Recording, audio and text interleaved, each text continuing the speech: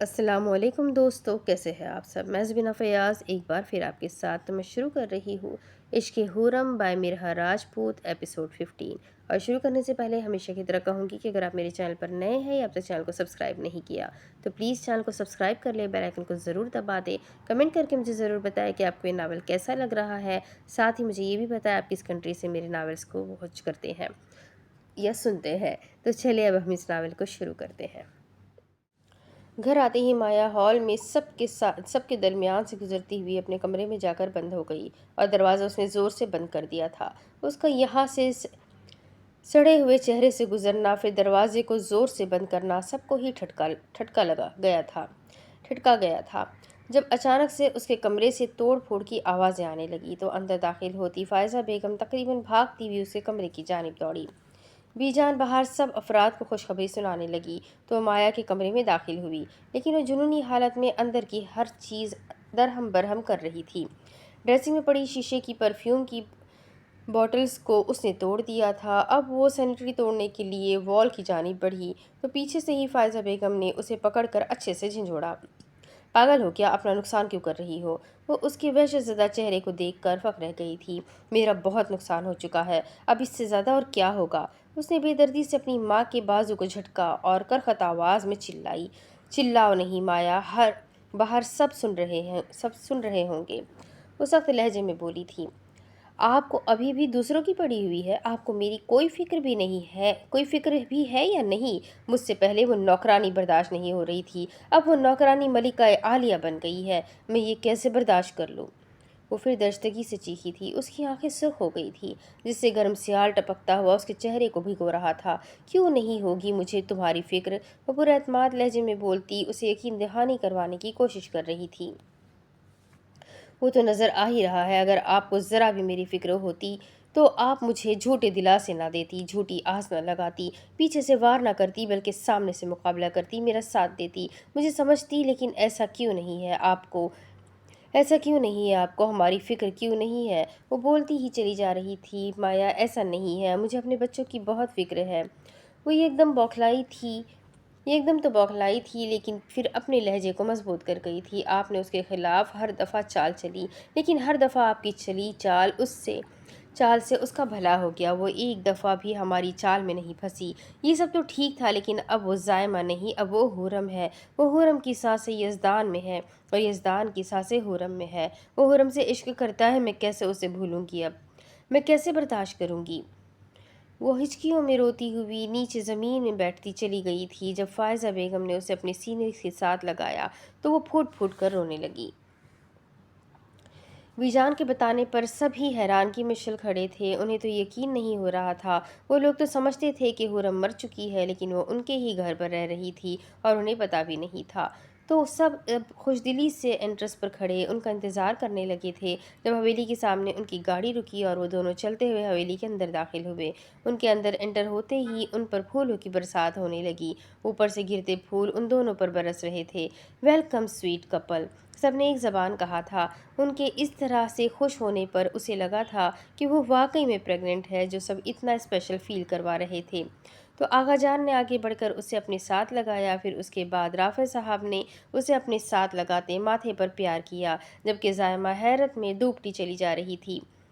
وہ لوگ اب اچانک اس سے اتنا پیار کرنے لگے تھے۔ پھر اس کے بعد زاریم نے شفقت سے اس کے سر پر ہاتھ رکھا۔ مشی سے ملنے کے بعد رومی اس کے گلے لگ گیا۔ پریٹی گرل، میں آج بہت خوش ہوں، وہ اس کے کان کے قریب بولا تھا۔ میں بھی بہت خوش ہوں، جواباً وہ بھی مسکرا کر بولی اور اس کے گال پر اپنے ہونٹ رکھ گئی۔ سب سے ملنے کے بعد وہ یزدان کے ساتھ چلتی ہوئی اپنے کمرے میں چلی گئی۔ کمرے میں آتے ہی وہ بیڈ پر بیٹھ کر اس کی جانب متوجہ ہوئی۔ اب بتا بھی دینا، میں پریگننٹ ہوں نا؟ یہ پوچھتے ہوئے اس کے چہرے پر بھی خوشی آئی تھی تو یزدان اس کا ہاتھ پکڑ کر بیڈ پر اس کے بالکل پاس بیٹھ گیا۔ نہیں، تم پریگننٹ نہیں ہو، کوئی غلط فہمی ہو گئی تھی، اس لیے ایسا شو ہو رہا تھا۔ اس نے اسے حقیقت بتائی تو وہ ڈوبتے چہرے سے اس کی جانب دیکھنے لگی۔ کیا مطلب، میں ماں نہیں بننے والی؟ وہ دوبارہ سے تصدیق کرنے لگی تھی، کہیں یزدان اب بولے گا کہ ہاں پگلی تم ماں بننے والی ہو، لیکن اس کا جواب پہلے بھی ایک تھا اور اب بھی ایک جیسا ہی تھا۔ نہیں بولتے ہی اس نے نفی میں گردن ہلائی تو اس کے انکار پر اس کی آنکھوں کے کنارے بھیگ گئے۔ اس کا دل اداس ہو گیا۔ وہ تو سمجھ رہی تھی کہ وہ واقعی میں پریگننٹ ہے، مگر ایسا تو کچھ نہیں تھا۔ یزدان نے اس کے ہاتھ کو دباتے اس کے چہرے کی طرف دیکھا جو اب آہستہ آہستہ آنسو سے بھیگ رہا تھا۔ میں ماں کیوں نہیں بن رہی؟ پہلے والی خوشی اب اس کے چہرے سے غائب ہو چکی تھی۔ اس کی آنکھوں سے بہتا گرم سیال یزدان کے دل کو تکلیف دے رہا تھا، جبکہ وہ اب ہچکیوں میں رونے لگی تھی۔ چپ کر جاؤ، ایسے رو تو نہیں۔ یزدان نے اپنے ہاتھ کی ہتھیلی آگے بڑھا کر زائمہ کے چہرے سے آنسو صاف کیے۔ آپ کو پتہ ہے میں ماں بننا چاہتی تھی، لیکن اب میں ماں کیوں نہیں بن رہی؟ ہچکولے لیتی وہ تیزی سے اور بھی زیادہ آنسو بہا گئی۔ تم ماں بننا چاہتی ہو؟ اس کے چہرے پر اپنے دونوں ہاتھ رکھتے اس نے اس کی سرخ ہوتی اور بھیگی آنکھوں میں دیکھا۔ آپ بنا دیں گے مجھے ماں؟ مجھے بیبی چاہیے، آپ پلیز مجھے ابھی ماں بنا دینا۔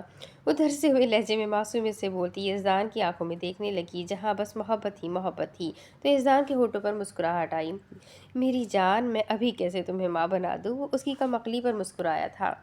آپ مجھے کس کریں نا، پھر صبح تک میں ماں بن جاؤں گی۔ سیسی کرتی اپنی ناک کو دوپٹے سے رگڑتی ہوئے یزدان کو کہا لگانے پر مجبور کر گئی۔ آپ ہنس رہے ہیں مجھ پر؟ وہ ایک دم جیسے ناراض ہوئی۔ اگر تمہیں بیبی چاہیے پھر جو میں بولوں گا وہ تمہیں کرنا ہوگا۔ اس کے گال کو سہلاتے ہوئے پیار سے بولا۔ آپ جو بولیں گے میں کروں گی، بس مجھے بیبی چاہیے۔ وہ جھٹ سے اپنے آنسو صاف کرتی اس کی بات پر حامی بھر گئی تھی۔ ٹھیک ہے، پھر ڈنر پر ہم بیبی پلاننگ کر لیں گے۔ اسے اپنے ساتھ لگاتے ہوئے آہستگی بھرے لہجے میں مسکرا کر بولا۔ اس کا اس طرح سے ایک دم سے یوں بدل جانا زائمہ کو ٹھٹکا رہا تھا۔ وہ کتنے پیار سے زائمہ سے بات کرنے لگا تھا۔ یزدان نیچے سب لوگ اتنے خوش کیوں تھے؟ میں پریگننٹ نہیں تھی، پھر بھی سب نے اتنی خوش دلی سے اس کا استقبال کیا تھا، کیوں؟ وہ بات میں تمہیں ڈنر پر بتاؤں گا، اس لیے ڈنر میں جانے کے لیے جلدی سے ریڈی ہو جاؤ۔ اسے خود سے الگ کرتے وہ اس کے معصوم چہرے کی طرف دیکھنے لگا۔ ریڈی کیوں ہونا ہے، ایسے ہی چلتے ہیں۔ اپنے گال پر بہتے آنسو صاف کرتی وہ خود کو نارمل کر گئی۔ میری جان، اب ہم گھر پر نہیں باہر ڈنر کریں گے، اس لیے جلدی سے ریڈی ہو جاؤ۔ اس کے گال کھینچ کر کہتے ہوئے وہاں سے اٹھ کر وارڈروب کے پاس آیا اور اس کے لیے ڈریس نکالنے لگا۔ ہم کہاں جائیں گے؟ اس نے دیکھا یزدان نے اس کے لیے پیارا سا ٹی پنک کلر کا ڈریس نکالا، کیونکہ یزدان کو ٹی پنک میں بہت پیاری لگتی تھی۔ ہم پہلے ڈنر کے لیے ریسٹورنٹ جائیں گے، پھر واپسی پر آئس کریم پارلر جائیں گے۔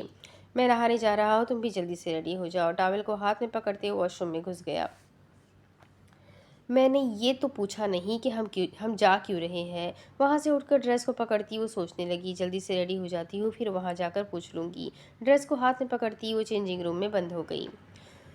اف اللہ، اس ٹائر کو بھی ابھی پنکچر ہونا تھا۔ گاڑی کو شیڈ کے نیچے روکتی وہ باہر نکل کر ٹائر کو دیکھنے لگی جس میں سے ہوا نکل چکی تھی۔ اوپر سے طوفانی بارش، اسے سمجھ نہیں آ رہی تھی وہ کیا کرے۔ جب وہ گھر سے نکلی تھی تب تو بارش نہیں تھی، اب اچانک سے بارش کا آ جانا بھی کسی مصیبت سے کم نہیں اسے لگ رہا تھا۔ وہ 2 دن سے گھر رہ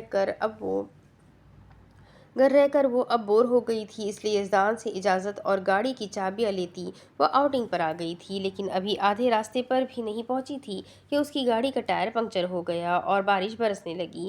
بیچ سڑک میں کھڑی وہ ارد گرد نظریں دوڑا رہی تھی، مگر وہاں سے کسی گاڑی کا تو کیا کسی انسان کا بھی گزر نہیں ہو رہا تھا۔ اس سنسان سڑک پر نظر دوڑاتی وہ اب گھبرانے لگی تھی اور بادل کی گرجتی آواز اس کے دل میں خوف پیدا کر رہی تھی۔ آسمان پر چمکتی ہوئی بجلی کا رنگ آج سرخ تھا، سارے آسمان پر کالی گھٹا چھائی ہوئی تھی۔ آسمان آج عجیب ہی منظر پیش کر رہا تھا۔ پھر زور و قطار سے ہوتی ہوئی بارش، اسے کچھ سمجھ نہیں آ رہا تھا۔ بجلی کے ایک دم چمکنے اور بادل کے تیز آواز میں گرجنے سے وہ سہم گئی تھی۔ اسے تو طوفانی بارش اور اس موسم سے بھی ڈر بھی بہت لگتا تھا، اور اس سنسان سڑک پر اگر کوئی آ گیا، یہ سوچ کر ہی اس نے جھرجھری لی۔ اس نے دیکھا آس پاس خالی میدان تھے اور تھوڑا سا آگے جاتے ہوئے ایک پلازا نما بلڈنگ کھڑی تھی۔ دیکھنے سے ایسا لگ رہا تھا جیسے وہ بند ہے۔ جلدی سے فرنٹ ڈور کھول کر وہ سیٹ پر بیٹھ گئی تھی۔ اس کا دل لرز رہا تھا، ہاتھ پاؤں تھر تھر کرنے لگے تھے۔ اسے اب شدت سے یزدان کی کہی بات یاد آ رہی تھی۔ مشی، تم ڈرائیور کو ساتھ لے کر جانا۔ اس کے کہنے کے باوجود بھی وہ اکیلی نکل آئی تھی۔ اسے ڈرائیور کے ساتھ آنا چاہیے تھا۔ اسے اب رہ کر خود پر غصہ آ رہا تھا، کیوں نہیں مانی اس نے یزدان کی بات اور بہادروں کی طرح اکیلی چلی آئی تھی۔ ابھی تو وقت کے ساتھ اس نے خود کو اور کوسنا تھا۔ ڈیش بورڈ پر پڑا اپنا موبائل اٹھا کر وہ یزدان کا نمبر دیکھ کر اسے کال کرنے لگی، جب ایک دم سے گرجتی بجلی پھر سے گرجی تو یزدان کا نام سرچ کرنے کی بجائے اس کی جگہ اذلان کا نمبر ڈائل ہو گیا۔ نمبر ڈائل کرتے وہ ہڑبڑاتی ہوئی موبائل کان سے لگا گئی تو دوسری جانب سے فوری سے ہی کال اٹھا لی گئی تھی۔ ہیلو ہیلو یزدان لالا، وہ بول رہی تھی، لیکن بارش کی وجہ سے سگنل ری کنیکٹ ہو رہا تھا۔ اسے دوسری جانب سے کوئی آواز نہیں آ رہی تھی۔ لالا میری بات سنیں، میں یہاں پر پھنس گئی ہوں، میری گاڑی کا ٹائر بھی پنکچر ہو گیا ہے اور بارش بھی بہت تیز ہو رہی ہے، آپ پلیز میری مدد کریں، میں آپ کو لوکیشن بھیجتی ہوں۔ سگنل کیچ کرنے کے لیے وہ گاڑی سے باہر نکلی، مگر دوسری جانب سے اسے کوئی آواز نہیں آ رہی تھی۔ جلدی سے کال کو بند کرتے اس نے بنا نام دیکھے جلدی سے لوکیشن سینڈ کی۔ ابھی وہ کپکپاتے ہاتھوں سے لوکیشن سینڈ کر ہی رہی تھی جب کسی نے ایک ہی جھٹکے میں اس کا موبائل کھینچا تو اس قدر افتادگی پر اس نے چہرہ اٹھا کر اپنے سامنے دیکھا جہاں 3 لڑکے کھڑے مدہوشی کے عالم میں اسے ہی دیکھ رہے تھے۔ ان لڑکوں نے شاید پی رکھی تھی، اس لیے وہ لڑکھڑاتے ہوئے اس کی جانب بڑھ رہے تھے۔ انہیں اپنی جانب بڑھتے دیکھ اس کا دل بند ہونے کے قریب تھا۔ اس کی آنکھیں پھٹی کی پھٹی ہی رہ گئی تھی، گلا اندر تک خشک ہو گیا تھا، چہرے پر خوف اور بدحواسی چھا گئی تھی، اس کا دل سوکھے پتے کی طرح لرزنے لگا تھا۔ وہ تینوں لڑکے کمینی مسکراہٹ سے اسے دیکھتے اس کی جانب بڑھ رہے تھے اور وہ ٹوٹتے وجود سے پیچھے کی جانب قدم بڑھا رہی تھی۔ ڈر کی ایک لہر اس کے چہرے پر آ رہی تھی اور دوسری جا رہی تھی۔ میرے قریب مت آنا، میں بتا رہی ہوں، بہت برا پیش آؤں گی تم لوگوں کے ساتھ۔ اپنی کانپتی آواز کو مضبوط کرتی وہ اپنی انگلی اٹھا کر وارن کرنے لگی تھی جب اس کی اٹھائی انگلی بھی کانپ رہی تھی۔ بارش کی وجہ سے موسم بدل گیا تھا، لیکن اسے ڈر کی وجہ سے ٹھنڈے پسینے آنے لگے تھے، چہرے سے خوف ٹپک رہا تھا۔ اس کی اس قدر ہمت پر تینوں لڑکوں نے ایک ساتھ کہا لگایا تھا، لال کلی کیا کرو گی ہمارے ساتھ، بتاؤ نا۔ اس کے سرخ رنگ کے کرتے پر نظر ڈالتے ان میں سے ایک شخص کمینگی سے بولتا ہوا ہنس رہا تھا، جبکہ وہ پیچھے کی جانب قدم بڑھاتی ہوئی اب گاڑی کے ساتھ جا لگی تھی۔ دور رہو مجھ سے بے غیرت انسان۔ درمیان میں کھڑا لڑکا جس نے موبائل کھینچا تھا وہ اس کے رکتے قدموں پر مزید اس کے قریب ہوا تھا۔ تو کچھ نہیں کر سکے گی، مگر ہم تیرے ساتھ بہت کچھ کریں گے۔ اس کے انتہائی قریب آتے اس کے چہرے پر وہ اپنی انگلی چلاتا مدہوشی میں بول رہا تھا تو مشی نے نفرت سے اس کے ہاتھ کو جھٹکا اور نفرت برساتی نظروں سے اسے گھورا، جبکہ اس کے اس طرح کرنے پر اس کے جسم سے جان نکل گئی تھی، لیکن اس کے بولے گئے الفاظ مشی کو اب اور زیادہ خطرے میں اور خوف میں غرق کر رہے تھے۔ تیری اتنی ہمت، تو میرے ہاتھ کو جھٹکے گی؟ اپنا ہاتھ آگے بڑھا کر اس نے اپنی انگلیوں سے اس کے چہرے کے دونوں گال کو اندر کی جانب ڈھکیلا تو اس کے ہونٹ آگے کی جانب آ گئے، جبکہ اس کا دل اب دھک دھک کرنے لگا تھا۔ اس کے اشارہ کرنے پر ایک لڑکے نے اس کے ہاتھ پکڑے تو وہ اپنے ہاتھ اور اپنا چہرہ چھڑواتی مچلنے لگی۔ اب ہم تجھے بتائیں گے تیرے ساتھ کرنا کیا ہے، بہت مچل رہی ہے نا تو، اب دیکھ تیرے ساتھ ہوتا کیا ہے۔ دوسرے ہاتھ سے اس کے چہرے پر انگلیاں چلاتے وہ اسے اپنے قابو میں کرنا چاہ رہا تھا۔ اسے فیکٹری میں لے چلتے ہیں، آخر آج کی رات ہماری رنگین ہو جائے گی۔ بائیں جانب موجود شخص اب غلیظ نظروں سے مشی کے حسین سراپے کو دیکھ کر بولا تو ان دونوں نے کہا لگایا، ان ٹچ لڑکی ہے، پہلے تو اس کا استعمال میں کروں گا۔ درمیان میں کھڑے لڑکے نے اسے اپنی جانب دیکھ کر اس کے منہ پر ہاتھ رکھتے اس کی پشت اپنے ساٹھ لگائی تو وہ اچھلنے ہی لگی پڑی تھی۔ وہ خود کو چھڑوانا چاہتی تھی، لیکن مقابل کی گرفت اسے اتنی مہلت ہی نہیں دے رہی تھی۔ بے بسی کی وجہ سے اب اس کی آنکھوں سے موتی ٹپکنے لگ رہے تھے جو اس شخص کے ہاتھ پر گر رہے تھے۔ اسے اب اور زیادہ شدت سے یزدان کی بات یاد آ رہی تھی، کاش کہ وہ ڈرائیور کو ساتھ لے آتی تو ایسی نوبت ہی نہ لاتی۔ اگر وہ اس وقت کسی کو ملامت کر رہی تھی تو وہ خود کو کر رہی تھی۔ بارش رکنے کا نام نہیں لے رہی تھی، بلکہ اب وہ اور زیادہ تیز ہو گئی تھی۔ وہ شخص اسے ڈھکیلتا ہوا اس کے قدم آگے کی جانب بڑھا رہا تھا، جس کی وجہ سے آسمان سے برستی بارش کی بوندیں اس پر گرتی ہوئی اسے بھگو رہی تھی، لیکن وہ خود کو چھڑوانے کی جدوجہد میں تھی۔ ایک تو اس شخص نے اس کے منہ پر ہاتھ رکھ دیا تھا، دوسرے اس کے پورے وجود کو اس نے اپنے قبضے میں رکھا تھا۔ وہ شخص اسے اپنے ساتھ آگے کی جانب ڈھکیل رہا تھا، وہ کھینچتی ہوئی اس کے ساتھ چلی آ رہی تھی، لیکن وہ بہت کوشش کر رہی تھی، اپنے پیر کو گھسیٹ کر وہ خود کو چلنے سے روک رہی تھی، مگر ایسا ممکن نہیں ہو رہا تھا۔ اس شخص کی گرفت مضبوط تھی، جس کی وجہ سے وہ اس کے ساتھ کھنچتی چلی جا رہی تھی۔ آسمان کی طرف دیکھتے اس نے شدت سے دعا کی تھی کہ یزدان آ جائے اور اس کی عزت بچا لے، اور پھر وہ آنسو بہاتی ہی چلی جا رہی تھی۔ جب وہ شخص اسے کھینچ رہا تھا اور خود کو چھڑوانے کی جدوجہد میں تھی تو اسی دوران ہی اس کا دوپٹہ سرکتا ہوا اس کے شانے سے گر کر نیچے زمین پر بچھ گیا۔ تیز ہوائیں اس کے کھلے بالوں کو اڑا رہی تھی، اس کے بال اڑ کر اس کے منہ پر لگ رہے تھے۔ بارش میں وہ پوری طرح بھیگ چکی تھی، سفید پاجامہ ہونے کی وجہ سے اس کی ٹانگیں نظر آنے لگی تھی۔ اس طوفانی بارش میں اس کے ساتھ ظلم ہونے جا رہا تھا اور وہ اوپر عرش کی جانب دیکھتی رہی تھی، گڑ گڑا رہی تھی کہ کوئی تو اس کی مدد کے لیے آ جائے، کوئی تو اسے ان درندوں سے بچا لے۔ جب وہ شخص اسے کھینچتا ہوا پلازے کے اندر لے آیا تھا، پیچھے چلتے ہوئے اس کے دوستوں کی نظر صرف اور صرف مشی پر ٹکی ہوئی تھی۔ اس کے ظاہر ہوتے سراپے کو وہ غور غور سے دیکھ رہے تھے۔ پلازے کے اندر دونوں اطراف پر کمرے بنے ہوئے تھے۔ وہ اسے گھسیٹتے ہوئے تیسرے کمرے میں لے آیا تھا۔ اس کمرے میں مدھم سی روشنی تھی، مگر باقی کمروں کی نسبت زیادہ ہی تھی۔ آنے کے کافی زیادہ توڑے وہاں پر پڑے ہوئے تھے۔ جس کے قریب آتے اس نے اس کے بازو کو چھوڑا اور اسے اس بوری پر دھکا دیا تو وہ اس کے دھکا دینے پر بوری پر گر چکی تھی۔ اس کا لباس بھیگا ہوا تھا، گیلے بال چہرے پر چپک گئے تھے، چہرے کا ہر نقوش ڈھیلا پڑ چکا تھا۔ وہ شخص غلیظ نظروں سے اس کے جسم کو دیکھتا اس پر جھک رہا تھا۔ وہ جیسے جیسے اس کی جانب آگے کو ہوتا جھک رہا تھا تو وہ ڈرتی ہوئی پیچھے کو ہو رہی تھی۔ پلیز مجھے چھوڑ دیں، مجھے یہاں سے جانے دیں، میں ہاتھ جوڑتی ہوں آپ کے آگے۔ دونوں ہاتھوں کو جوڑتی وہ ملتجی لہجے میں بول رہی تھی۔ ہونٹ لرزنے لگے تھے، دل جیسے رک سا گیا تھا۔ بڑی دیر بعد کوئی چڑیا قید میں آئی ہے، اب اسے یوں ہی تو نہیں جانے دیں گے۔ اس پر مکمل طور پر جھکتے اس نے اس کے حرکت کرتے چہرے کو پکڑ کر ایک جگہ فکس کیا تو اس کا چہرہ اس کے چہرے کے قریب ہو گیا۔ مجھے چھوڑ دو، مجھے جانے دو، میں تمہاری بہنوں جیسی ہوں، کیا تمہارے گھر میں ماں بہن نہیں ہے؟ تمہیں شرم آنی چاہیے ایسی بےہودہ حرکت کرتے ہوئے۔ اپنے دونوں بازو کو حرکت دیتے اس نے اسے خود سے دور ڈھکیلنے کی کوشش کی، مگر اس نے اپنے ہاتھ اس کے ہاتھوں پر رکھ دیے اور اس کے ہونٹوں کو دیکھنے لگا۔ اس کا ارادہ اب اس کے ہونٹوں پر جھکنے کا تھا۔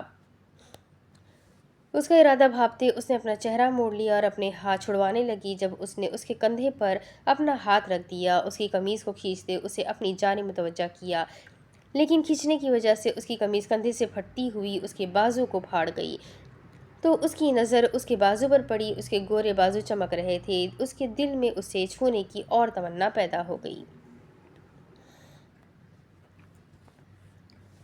اذلان نے اس کی بھیجی لوکیشن پر پہنچ کر اسے ڈھونڈنے کے لیے ارد گرد نظریں گھمائی۔ جب اس کی نظر یزدان کی گاڑی پر پڑی تو اس نے دیکھا اندر کوئی بھی نہیں تھا۔ اسے وہاں موجود نہ پا کر یکدم سے اسے ڈھیر ساری پریشانی نے آ گھیرا تو وہ برستی بارش میں بھیگتا ہوا ارد گرد متلاشی نظریں گھومتا چلنے لگا۔ جب اس کے پیر کے نیچے کچھ محسوس ہوا، اس نے دیکھا سفید رنگ کا دوپٹہ وہاں گرا پڑا تھا۔ اسے اٹھاتے اس کے دل میں کتنے ہی وسوسے مشی کے لیے پیدا ہوئے تھے، لیکن اپنے ذہن کو جھٹکتے وہ اپنے قدم آگے کی جانب بڑھا گیا۔ نہیں، جو میں سوچ رہا ہوں ویسا نہیں ہو سکتا۔ ابھی وہ بڑبڑایا ہی تھا جب اسے پلازے سے چیخنے چلانے کی آواز آئی تو اس کا دل اس آواز میں ڈوب گیا۔ یہ آواز تو مشی کی تھی۔ وہ تقریباً اندھوں کی طرح دوڑتا ہوا پلازے میں انٹر ہوا۔ پلازے کے پہلے کمرے میں کسی کو موجود نہ پا کر اس نے مقابل کمرے میں دیکھا، پھر اس نے سرسری نظر بھی دونوں اطراف کے کمروں پر ڈالی، پھر اندھا دھند بھاگتے ہوئے وہ گھبراتا ہوا ایک سرسری نظر تیسرے کمرے میں ڈال کر آگے کی جانب بڑھ گیا، مگر اپنے آگے بڑھتے 2 قدم اس نے دوبارہ سے پیچھے کی جانب لیے۔ اپنے چہرے کو موڑتے اس نے دیکھا وہ لڑکا مشی پر جھکا ہوا تھا۔ بس یہ دیکھنے کی دیر تھی، اس کی تو رگیں ابھرنے لگی تھیں، آنکھوں میں یکدم ہی طیش آ گیا تھا، ہونٹ بھینچ لیے تھے۔ ہاتھوں کو مکے کی صورت دیتے وہ اس کی جانب لپکا، اس کا لگایا سلیقے سے کاجل اب بہہ کر اس کے گال پر آنسو کے ساتھ گھل گیا تھا۔ وہ شخص اس کی آنکھوں میں دیکھتا اس کے لبوں پر جھک گیا۔ جب کسی نے پیچھے سے اسے جیکٹ سے پکڑ کر اس کے اوپر سے اٹھاتے ہوئے اسے جھٹکے سے پوری قوت سے دور دھکیلا تو روتی ہوئی مشی نے جھٹ سے اپنی آنکھیں کھولی اور اذلان کو اپنے سامنے دیکھ کر وہ فوراً سے اٹھ کر اس کے گلے لگ گئی۔ جب اذلان نے ان تینوں کو اپنی جانب بڑھتا دیکھا، مشی کو دلاسا دیتے اپنے پیچھے کیا اور خود ان کا مقابلہ کرنے کے لیے وہ سامنے کھڑا ہو گیا۔ اپنی طرف بڑھتے لڑکے کے پیٹ پر ایک مکہ مارتے اس نے گھوم کر دوسرے کے چہرے پر چماٹ مارا اور تیسرے کے تو اس نے مخصوص حصے پر ٹانگ سے وار کرتے ایک اور ٹانگ اس کے پیٹ پر رسید کرتے اسے نیچے کی جانب گرایا۔ پھر ان تینوں کے جسم پر اس نے لاتیں رسید کی جو اب درد سے کرانے لگے تھے۔ ازلان کو صحیح وقت پر آتے دیکھ اور اس کی عزت بچانے پر اس کی آنکھیں اور تیزی سے بہنے لگی تھی، یہ سوچ سوچ کر کہ اگر وہ ٹائم پر نہیں آتا تو نہ جانے آج اس کے ساتھ کیا ہو جاتا۔ انہیں پیٹنے کے بعد اس نے مڑ کے مشی کی طرف دیکھا جو نظریں جھکائے اپنے بازو سے خود کو محفوظ کرتی زور زور سے رو رہی تھی۔ اس کی ہچکیوں کی آواز اتنی خاموشی میں گونجنے لگی تھی جب اس نے اس کی جانب قدم بڑھا کر ٹی شرٹ کے اوپر پہنی شرٹ اتار کر اس کی جانب بڑھائی تو وہ ایک نظر اس کی طرف دیکھتی جلدی سے وہ شرٹ پہن گئی۔ تم ٹھیک ہو؟ اس کے فکر مندی پر پوچھنے پر اس نے اس بات میں سر ہلایا۔ غزلان اس کا بازو پکڑ کر چلتا ہوا اسے باہر کی جانب لیا۔ باہر آتے ہی اسے گاڑی میں بٹھاتے خود فرنٹ سیٹ سنبھالتے اس نے گاڑی سٹارٹ کر دی۔ یزدان اسے بلانے کے لیے کمرے میں داخل ہوا تو اس نے دیکھا وہ تیار کھڑی تھی، ٹی پنک ڈریس پہنے وہ ایک ڈال ہی لگ رہی تھی۔ سلیقے سے دوپٹہ سر پر ٹکا ہوا تھا، میک اپ کے نام پر کوئی چیز نہیں لگی تھی۔ یزدان کے کہنے پر آج اس نے تھوڑی سی ہیل سی سینڈل پہن رکھی تھی لیکن اسے چلنا محال ہو رہا تھا۔ اسے دیکھتے یزدان کو اپنا دل بے قابو ہوتا ہوا محسوس ہو رہا تھا۔ بغیر میک اپ کی قیامت ڈھا رہی تھی۔ اگر میک اپ کر لے تو کیا بنے گا؟ یزدان رافع کا یزدان میں تیار ہو گئی ہوں، چلے اب؟ اس کی نظروں سے پریشان ہوتی وہ دھیمی آواز میں بولی تو یزدان نے اسے نظریں ہٹا کر اس کے سحر سے نکل کر ازبات میں سر ہلایا۔ ہاں چلو۔ مسکراتے ہوئے وہ اس کے ساتھ باہر نکلتے ہی اس کے پیچھے چلنے لگی۔ گاڑی میں اسے بٹھا کے پھر خود بیٹھتے اس نے گاڑی کو اپنی مخصوص جگہ کی جانب گامزن کر دیا۔ سارے راستے اس نے سڑک پر کم زحمہ پر زیادہ نظریں رکھی ہوئی تھی، جبکہ وہ اس کی نظروں سے الجھن محسوس کرتی اپنا رخ کھڑکی کی جانب کر گئی اور باہر ہوتی تیز بارش کو انجوائے کرنے لگی۔ ایک عالیشان ریسٹورنٹ کے سامنے شیڈ کے نیچے گاڑی روک کر وہ باہر نکل کر زائمہ کی جانب کا دروازہ کھولتا اپنا ہاتھ اس کی جانب بڑھا گیا، جبکہ اس کے ہاتھ بڑھانے پر اس کا دل 190 کی سپیڈ سے دھڑکا تھا تو اس نے اس کی طرف دیکھتے آنکھوں سے اشارہ کرتے اسے اپنے ہاتھ پر ہاتھ رکھنے کا کہا تو وہ جلدی سے ہلکا سا مسکراتی ہوئی اس کے ہاتھ پر ہاتھ رکھ گئی۔ اس کے ہاتھ رکھنے پر وہ اس کا چھوٹا سا ہاتھ اپنے ہاتھ میں قید کر گیا تو جیسے اس کا دل بھی قید ہو گیا۔ اس وقت جو اسے محسوس ہوا تھا وہ اسے آج سے پہلے کبھی نہیں ہوا تھا۔ وہ شخص یکدم ہی اسے اتنی عزت دینے لگا تھا، اتنا پیار دینے لگا تھا، اسے ہضم ہی نہیں ہو رہا تھا۔ آج اس کے ذہن میں یزدان کی بات گردش کر رہی تھی جب اس نے شراب پی کر اسے حورم سمجھ کر اپنے دل کی ہر بات کہہ دی تھی اور اسے لگا تھا کہ وہ سب کچھ اس کے لیے تھا۔ گاڑی سے باہر نکل کر وہ اس کے ساتھ چلتی ہوئی ریسٹورنٹ کے اندر داخل ہوئی۔ اس نے دیکھا یہ ریسٹورنٹ کافی مختلف تھا، یہاں لوگوں کے ہونے کے باوجود بھی کافی سکون تھا۔ زیادہ تر وہاں پر کپلز ہی موجود تھے۔ یزدان اس کا ہاتھ پکڑ کر چلتا ہوا ایک اسپیشل میز کے پاس آیا۔ اس میز کو کم وقت میں وہ اور اتنے اچھے طریقے سے سجایا گیا تھا کہ متاثر ہوئے بنا نہ رہ سکی۔ اس کا ہاتھ چھوڑتے اس نے اس کی طرف کی کرسی کھینچ کر پیچھے کی اور اسے بیٹھنے کا کہا تو وہ شکریہ بولتی مسکراتی ہوئی اپنی سیٹ پر بیٹھ گئی تو یزدان بھی اس کے مقابل کرسی پر آ بیٹھا۔ آرڈر دیتے ہی وہ اس کی جانب متوجہ ہوا جو شیشے کی لگی دیوار سے اب باہر کی جانب دیکھ رہی تھی۔ تم اس قدر خوبصورت لگ رہی ہو کہ میں اپنی نظریں تم پر سے نہیں ہٹا پا رہا، اس کے سحر میں پھر سے کھوتے ہوئے وہ مسرور اور میٹھی آواز میں بولا تو اس کے اس انداز میں تعریف کرنے پر اس کے چہرے پر سرخی چھا گئی، دل اچھل اچھل کر باہر آنے لگا، گالوں پر سرخ رنگ بکھر گیا۔ خود کو نروس ہونے سے روکتے وہ ایک لمبی سانس اس ہوا میں کھینچ گئی۔ اپنی زندگی میں وہ پہلی دفعہ ریسٹورنٹ آئی تھی اس لیے تھوڑا بہت کنفیوز بھی ہو رہی تھی۔ آپ نے مجھے کچھ بتانا تھا، وہ اب بتا دے۔ اسے یاد آیا وہ اسے ریسٹورنٹ لایا ہی اس لیے تھا تاکہ وہ اس سے بات بتا سکے تو اس نے سوچا وہ ابھی بات بتا دے، بعد میں آرڈر آ جائے گا اور مزے سے ڈنر انجوائے کریں گے۔ جو بات میں اب تمہیں بتانے جا رہا ہوں اس سے تمہیں شوق ضرور ہوگا لیکن میری پوری بات سننا۔ وہ نہایت تحمل سے بولا تھا اور اپنی کوہنیاں میز پر ٹکا گیا۔ اچھا آپ بتائے تو صحیح۔ وہ اب جاننے کے لیے بے چین ہو رہی تھی۔ اس نے اپنے گلے میں اٹکا تھوک اندر کرتے بات کا آغاز کیا۔ تم اصل میں زائمہ نہیں ہو، تم حورم ہو، یزدان کی حورم۔ تم میرے چچا کی بیٹی ہو جسے میں بچپن سے ڈھونڈ رہا تھا لیکن تم مجھے کہیں نہیں ملی۔ تم جہاں پر رہتی تھی، جس کے ساتھ رہتی تھی، وہ تمہارے اصل والدین نہیں ہیں بلکہ تم حویلی کی پوتی ہو۔ تم میری کزن ہو اور اب میری بیوی ہو۔ وہ آرام سے پرسکون انداز میں بولے جا رہا تھا جب اس نے بے یقینی سے اس کی باتوں پر الجھ کر اسے دیکھا۔ یہ آپ کیا بولے جا رہے ہیں؟ اس کے ماتھے پر بل پڑ چکے تھے۔ وہ ناسمجھی میں یزدان کو دیکھنے لگی تھی جو اس کے تاثرات جانچنے کی کوشش کر رہا تھا۔ حورم یہی سچ ہے؟ اپنے ہاتھ آگے بڑھا کر اس نے اس کے ہاتھ اپنے ہاتھوں میں لیے اور یقین سے اس کی آنکھوں میں دیکھنے لگا۔ یزدان، آپ پاگل ہو گئے ہیں، یہ آپ کیا بول رہے ہیں؟ میں حرم نہیں ہوں، میں زائمہ ہوں۔ اس نے اس کے ہاتھوں سے اپنے ہاتھ نکالتے فوراً سے اس کی بات کی تصحیح کی تھی، جبکہ اس کی کہی بات پر اس نے یقین نہیں کیا تھا۔ تم زائمہ نہیں ہو، تم حرم ہو، سلمان چچا کی بیٹی حرم۔ وہ ایک لفظ پر زور دیتا اسے بتانے لگا تھا۔ میں زائمہ ہوں اور میرے بابا کا نام چوہان ہے، آپ کو کوئی غلط فہمی ہو گئی ہے، میں حرم نہیں ہوں۔ ایک دم اس کے لہجے میں غصہ اور تلخی آ گئی تھی، جبکہ بنسبت اس کے وہ اس سے پیار سے بات کر رہا تھا۔ غلط فہمی تو پہلے تھی، جو میں نے تمہیں پہچانا نہیں، جبکہ اب سب کچھ سامنے آ گیا ہے۔ حقیقت یہی ہے کہ تم میری حرم ہو۔ وہ پھر سے آرام دہ لہجے میں اسے اپنی نظروں کا مرکز بناتے ہوئے بولا، کیا حرم حرم لگا رکھا ہے آپ نے؟ بولا ہے نا نہیں ہوں میں آپ کی حرم، ایک دفعہ کہنے سے سمجھ نہیں آتی آپ کو؟ وہ تنگ آ کر برہمی سے بولی تھی تو یزدان کو اس کی حقیقت قبول نہ کرنے پر غصہ آیا تھا، جو وہ جلدی دبا گیا تھا اور پھر سے چہرے پر مسکراہٹ لے آیا تھا۔ یہ دیکھو ڈی این اے، یہ دیکھو، یہ تمہارا ہے۔ جب ہم ہسپتال گئے تھے تب تمہارے ڈی این اے سے مجھے پتا چلا کہ اصل میں تم زائمہ نہیں حرم ہو۔ اپنی جیب سے ڈی این اے نکال کر اس نے اس کی طرف دیکھا، جبکہ ایک سیکنڈ کو تو وہ بھول گیا تھا کہ وہ پڑھنا لکھنا نہیں جانتی تو اسے کیا ہی سمجھ آئے گی۔ آپ اب میرا مذاق بنا رہے ہیں، آپ جانتے ہیں نا مجھے پڑھنا نہیں آتا، پھر بھی آپ نے یہ پیپر میرے آگے پھینک دیا۔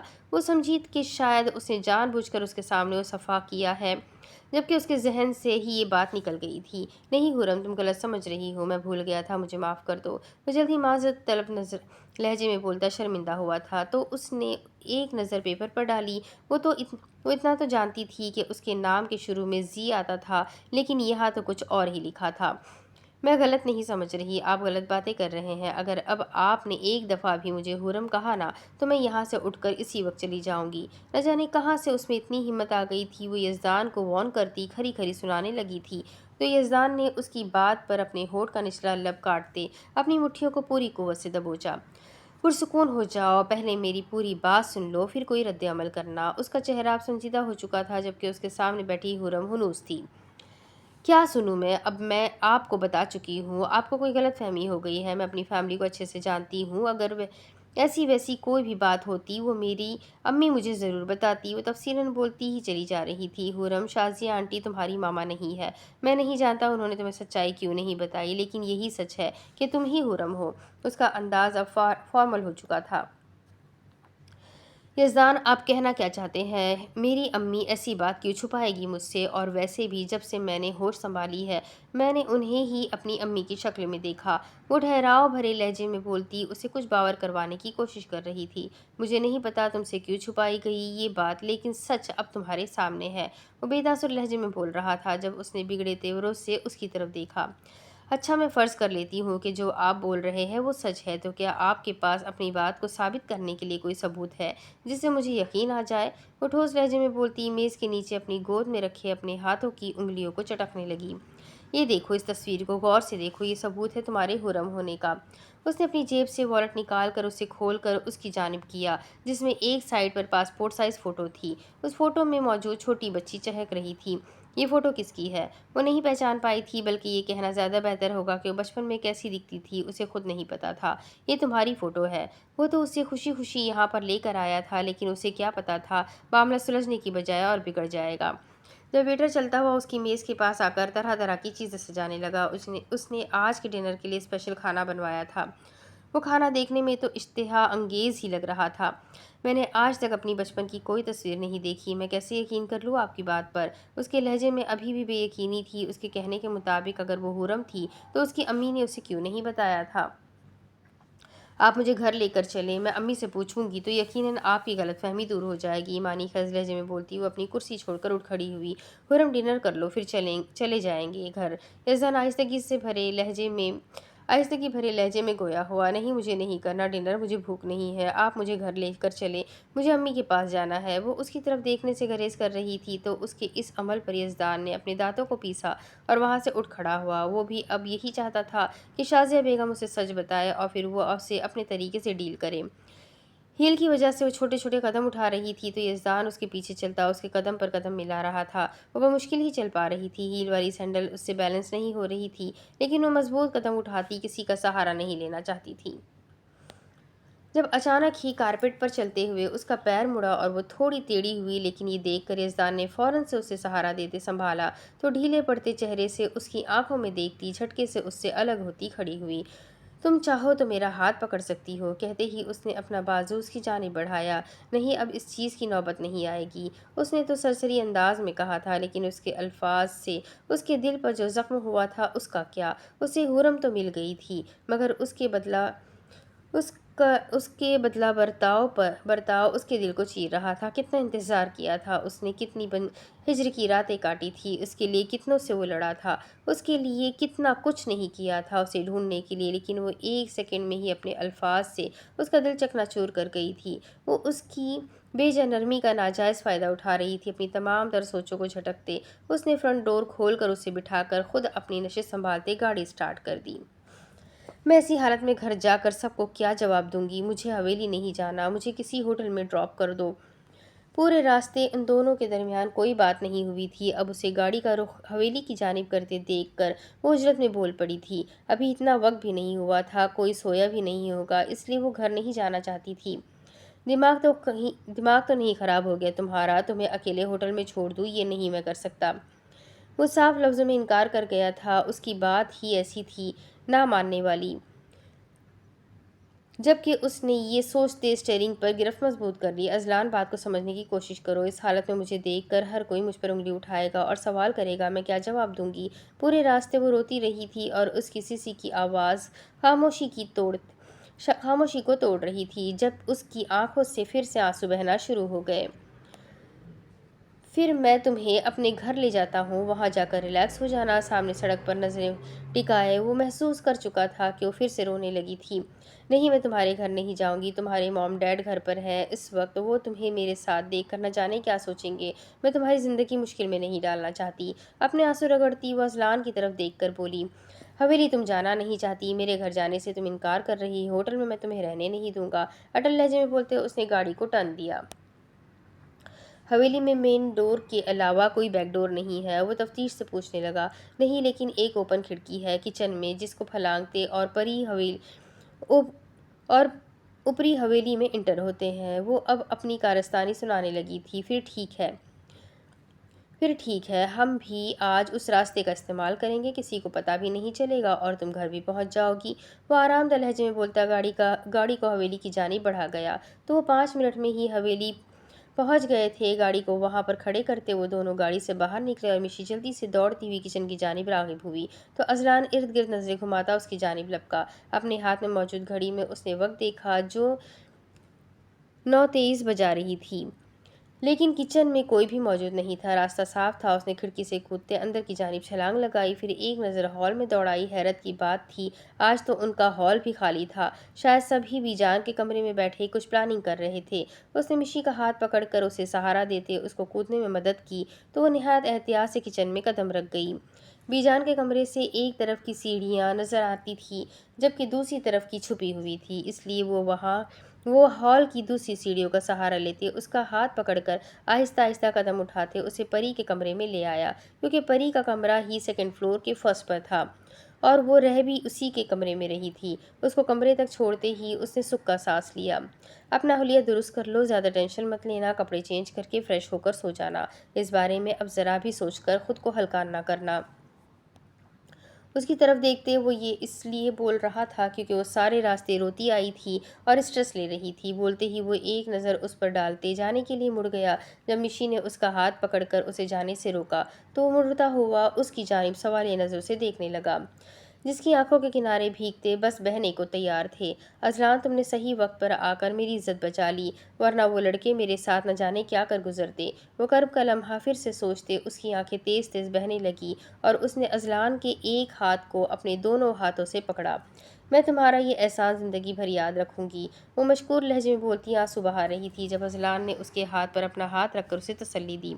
مشی، ایسے رو نہیں، میرے ہوتے ہوئے تمہیں کچھ نہیں ہوگا۔ اس نے آج تک کسی لڑکی کو چپ نہیں کروایا تھا، اسے سمجھ نہیں آ رہی تھی وہ اسے کیسے چپ کروائے، تو اس نے آگے بڑھ کر اسے اپنے ساتھ لگایا اور دلاسا دیا تو اس کے رونے میں مزید اضافہ ہوا۔ رونا بند کر دو، فضول میں اپنے آنسو کو ضائع نہ کرو۔ اس کے چہرے پر اپنی ہتھیلی سے آنسو صاف کرتے وہ جلد ہی اس سے دور ہوا اور اس کے کمرے سے باہر نکل گیا تو وہ اپنے آنسو صاف کرتی واش روم میں بند ہو گئی۔ ٹور سے واپسی پر وہ دونوں اپنی کار میں بیٹھتے حویلی کی جانب بڑھ رہے تھے۔ فرنٹ سیٹ کی پشت سے ٹیک لگائے وہ سامنے سڑک پر نظریں گاڑے پرسکون انداز میں بیٹھی ہوئی تھی۔ نیند کی وجہ سے آنکھیں بوجھل ہو رہی تھی۔ ابھی اس نے اپنی آنکھیں بند ہی کی تھی جب زویان کا موبائل وائبریٹ ہوا تو جھٹ سے اس کی آنکھیں کھل گئی۔ ڈیش بورڈ پر پڑا موبائل ابھی وہ پکڑنے ہی لگا تھا جب پری نے اپنا ہاتھ آگے بڑھا کر جلدی سے اس کا موبائل پکڑا۔ اس نے دیکھا زرنش کی کال آ رہی تھی تو اس نے جھٹ سے کال کاٹ دی۔ یہ کیا کیا تم نے پاگل لڑکی، کال کیوں کاٹ دی؟ وہ ڈرائیونگ کرتا مصنوعی برہمی سے بولا۔ کاٹی نہ تو کیا کرتی، اٹھا لیتی۔ کاٹتی نہ تو کیا اٹھا لیتی؟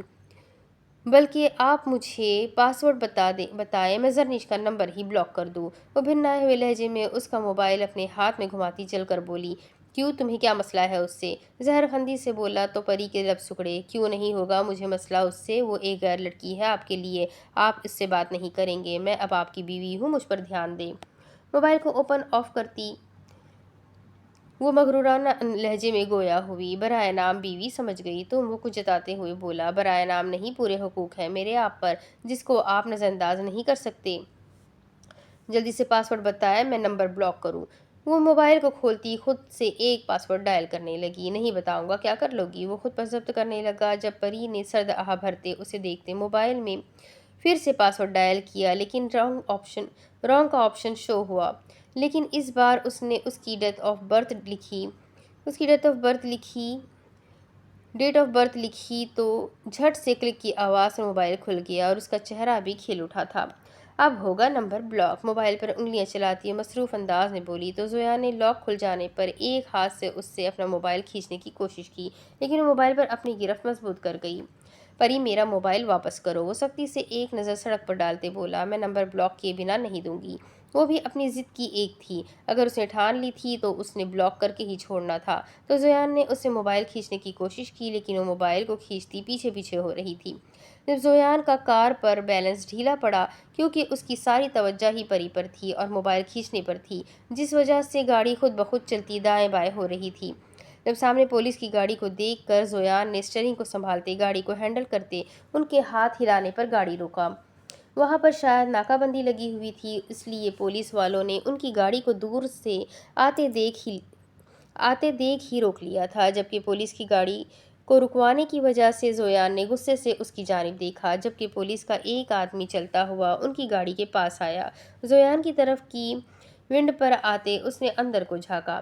ایک لڑکی کو گاڑی میں بٹھا کر تم رش ڈرائیونگ کر رہے ہو؟ پری پر نظر ڈالتے اس نے زویان سے پوچھا۔ رش ڈرائیونگ نہیں کر رہا تھا، ذرا سی بس اسٹیئرنگ پر گرفت ڈھیلی پڑی تھی اس لیے بیلنس نہیں ہو پایا۔ اس نے سچائی سے صاف بات کی تھی۔ لائسنس کدھر ہے تمہارا؟ کھڑکی پر کوہنیاں ٹکاتے رعبدارانہ لہجے میں بولا تو زویان نے لائسنس نکال کر اسے دکھایا۔ سر اندر لڑکی بھی بیٹھی ہے، اس کیس میں انہیں اریسٹ کرنا ہوگا۔ وہاں سے اٹھ کر اس نے سامنے کھڑے انسپکٹر کو دیکھ کر کہا تو زویان نے پھٹی نظروں سے اسے دیکھا۔ سر میری بیوی ہے یہ، اسے مخاطب کرتے ہوئے چبا کر بولا تو وہ اس کی جانب متوجہ ہوا۔ سر آپ انہیں اریسٹ کریں، یہ کسی اور میں انٹرسٹڈ ہے، مجھے اپنی بیوی نہیں سمجھتے۔ پری بے چارگی سے منہ لٹکائے اسے قائل کرنے کی کوشش کر رہی تھی۔ یہ کہتے ہیں میں ان کی بیوی نہیں ہوں۔ وہ اپنی باتوں سے اسے شک میں مبتلا کر رہی تھی۔ پری تم پاگل ہو، اپنی باتوں میں انہیں کیوں گھسیٹ رہی ہو؟ اس کی طرف دیکھتے ہوئے زویان نے اس پر گھوریاں ڈالی۔ مجھے لگتا ہے تم دونوں شادی شدہ نہیں ہو، جھوٹ بول رہے ہو، ایک پولیس والے نے کہا۔ انہیں ان کی مشکوک حرکتوں پر شک ہو رہا تھا۔ نہیں سر، یہ میری بیوی ہے، ناراض ہے مجھ سے اس لیے ایسی باتیں کر رہی ہے۔ وہ نہ چاہتے ہوئے بھی جھوٹ بول گیا تھا۔ پری کے لیے تو یہ سب کچھ بولنا ایک معمولی سی بات تھی لیکن وہی سمجھتا تھا اگر پولیس کیس ہو گیا اور خبر میڈیا تک پہنچ جائے گی اور اس کے گھر والوں کو پتہ چل گیا تو ان کی تو خیر نہیں ہونی تھی، پھر جو نکاح کا دبایا راز بھی کھل جانا تھا۔ سر آپ دیکھ کیا رہے ہیں، انہیں اریسٹ کریں، میں نہیں ہوں ان کی بیوی۔ وہ معصومیت سے بول رہی تھی تو زویان نے کھا جانے والی نظر سے اسے دیکھا۔ پری ہمارا نکاح ہو گیا ہے، جھوٹ کیوں بول رہی ہو؟ اس نے پری کا بازو پکڑ کر جھنجھوڑا تو اس نے رونی شکل بنا لی۔ سر دیکھیں وہ کیسے مجھ پر حکم چلا رہے ہیں۔ وہ منہ بسورتی بس رونے کو تیار تھی۔ اوئے لڑکے، چھوڑو اسے اور گاڑی سے باہر نکلو، تمہیں جب تھانے کی ہوا لگے گی نا تب جا کر تیری عقل کام کرے گی۔ وہ انگلی سے اشارہ کرتا اسے باہر نکلنے کو کہہ رہا تھا جب زویان نے اپنی جیب سے ایک صفحہ نکالا اور اس کے آگے کیا، یہ دیکھیں نکاح نامہ، اب یقین آ گیا، آپ کو بیوی ہے یہ میری، بس تھوڑی ڈرامے باز ہے۔ وہ ایک ایک لفظ پر زور دے کر بولا، دونوں اپنا شناختی کارڈ دکھاؤ۔ نکاح نامے کو دیکھتے اس نے ایک اور حکم صادر کیا تو اس نے اپنا اور پری کا شناختی کارڈ اس کے آگے کیا تو اس شخص کو دیکھ کر جیسے تسلی ہوئی۔ ٹھیک ہے جاؤ آپ لوگ، تسلی کرتے ہی اس نے جانے کا کہہ دیا تو زویان نے گاڑی سٹارٹ کرتے آگے کی جانب بڑھا دی، جبکہ پری اب ٹینشن میں آ گئی تھی۔ اس پر الزام تو وہ لگائی جا رہی تھی مگر اپنا انجام بھول گئی تھی جب زویان نے اس پر ایک غصیلی نظر ڈالتے گاڑی آگے کی جانب بڑھا کر حویلی کے راستے پر گامزن کی۔ اب اس کے آگے کی کہانی میں آپ کو اگلے ویڈیو میں سناتی ہوں کہ آگے کیا ہوگا۔ یہ جاننے کے لیے میرے ساتھ بنے رہے، ویڈیو کو لائک ضرور کریں، چینل کو سبسکرائب کریں، بیل آئیکن کو ضرور دبائیں، کمنٹ کر کے ضرور بتائیں کہ آپ کو ناول کیسا لگ رہا ہے، کون سی جوڑی آپ کو سب سے زیادہ پسند آ رہی ہے۔ تو یہ جاننے کے لیے میرے ساتھ بنے رہے آگے کی ناول میں کیا ہونا ہے۔ آگے ناول بہت انٹرسٹنگ ہے اور کافی حد تک ناول آلموسٹ آدھی ناول پوری باقی ہے، یعنی 15 ایپیسوڈ آلموسٹ اور بن جائیں گے۔ تو بس میرے ساتھ بنے رہے اور اپنا خوب سارا خیال رکھیں، مجھے بھی دعا میں یاد رکھیں۔ اللہ حافظ۔